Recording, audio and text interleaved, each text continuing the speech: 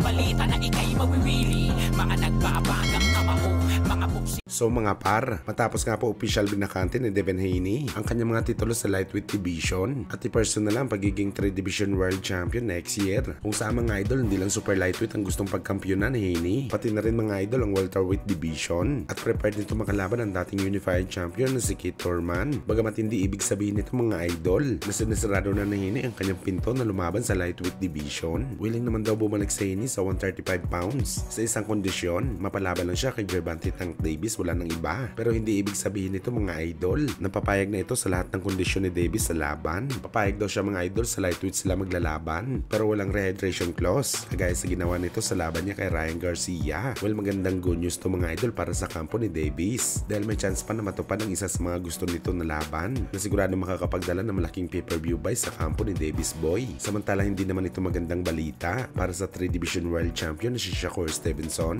dahil parang wala napaki sa kanya ang lahat ng mga mortal na karibal nito sa kanyang dibisyon. Nung una marami pang interesado na makalaban si Stevenson pero dahil sa napaka-boring na performance na pinakita nito sa laban niya kay Edwin De Los Santos, sakaling nawala na talaga ng interes si Tank Davis at Devin Haney kay Stevenson mga idol. Malamang mga idol matitengga ng hindi maganda itong 3 division world champion kagaya sa nangyari dati kay Terence Crawford na halos tira-tira lamang ang kanyang nakalaban sa bakbakan. At ang mas masakit dito mga idol, hindi lang si Tank Davis at Devin Haney ang nawala ng ganan na labanan si Shakur, pati na rin ang mga Class B fighters sa kanyang dibisyon. Tablado na rin si Stevenson.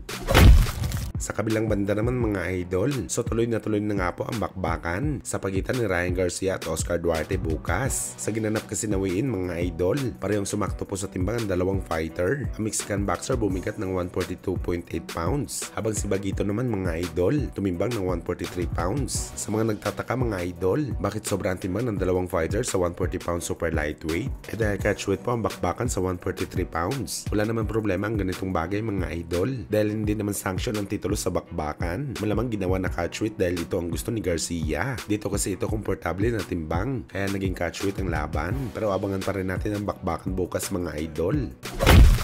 Samantala dating world champion na si JC Vargas, binalikan nito ang naging bakbakan nila ni Manny Pacquiao noong 2016 kung saan mga idol ayon sa panayam ni JC Vargas. Hanggang sa ngayon daw hindi pa rin nito ma-imagine kung gaano ka-special si Pacman bilang isang boxer. Aniya sa buong karera nito sa boxing sports. Sa laban lang daw nito sa Pinoy nagulat si Vargas Boy. Hindi daw nito inakala na sa edad ni Pacman sa naging laban nila, magagawa pa daw nito ang boxing style na minsan hindi pa daw nito nakita sa isang boxer. Nahirapan daw talaga si JC Vargas sa mga side-to-side na galawan ni Manny Pacquiao. Hindi niya daw alam kung ano ang kanyang gagawin, kung paano kontrahin ang estilo ni Manny Pacquiao sa bakbakan. Masyadong mabilis daw ito kagaya sa ina-expect ni Vargas. Parang may magic daw si Boss Manny mga idol na siya daw ang dahilan kung bakit standout ito sa lahat ng fighter na kinalaban ni Vargas Boy.